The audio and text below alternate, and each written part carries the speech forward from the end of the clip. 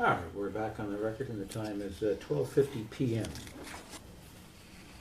We were discussing what is marked as Exhibit 12. And if you look at point number 5 there, the document says, asked a question, can difference in sampling techniques result in wide variations for FSI, fluidity, and oxidation? I do have a question for you. How are you? Good morning, Bill. Nice to see you. We worked together a long time for this association. Long, long time. So I happen to think that the most pressing need for NCRA are new corridors Sure. and the unbelievable danger of closing of schools. I don't know how many we have left, but not many. I think we graduated 163 students in 1 year in the entire United States of America. What are your thoughts on how to rectify that? Thank you. That being said, at any point did you take a look at these different analyses between this lab?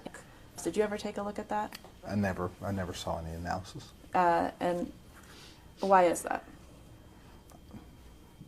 I never got involved until we had issues. Okay. So then, after August 8th, what did you do to try to correct those issues, if anything? Personally, when I read this, when I was involved, I explained my problems that I had with sampling technique, comparing of the samples, and I checked with who had been, observed samples, how they were taken at our place of business, and I think I stated all my concerns with that on this whatever we want to call it, minutes of the meeting. Okay, and so based on Mr. Fitz's report, you were also concerned with how Elgis shipping at its own, excuse me, let me say that again. Based on Mr. Fitz's report to you, you also had concerns about how itself was sampling at its own offload port. Is that what you're saying? Yes, ma'am. Okay. And what did Mr. Tell you about sampling? Mr. observed sample procedures not being taken properly by. And he told you that he thought that they were taken improperly? If you want, yes, he said they were taken improperly for sure. Okay. But did he mention whether or not he told that? He did. He did, okay.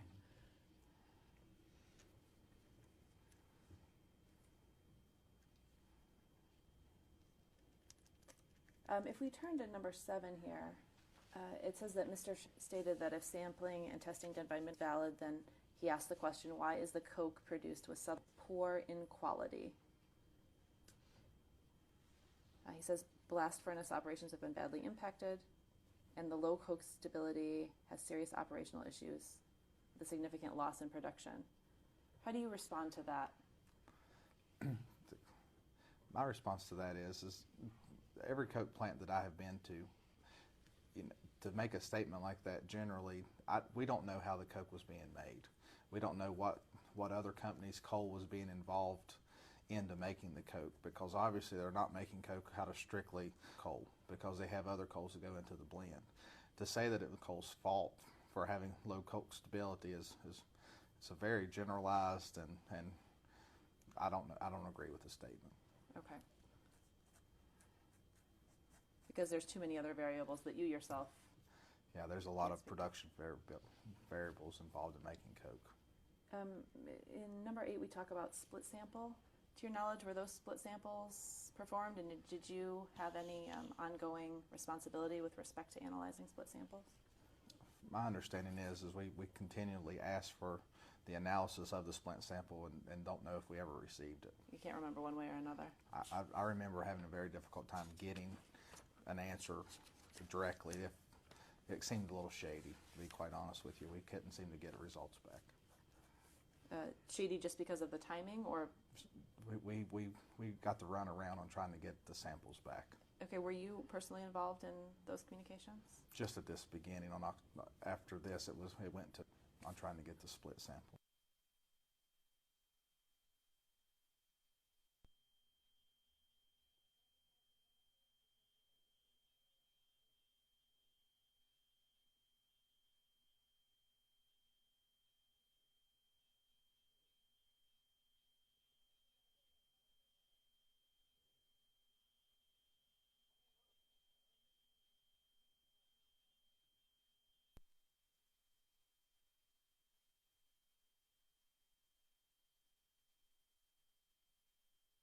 And if you look at point number 5 there, the document says, asked a question, can difference in sampling techniques result in wide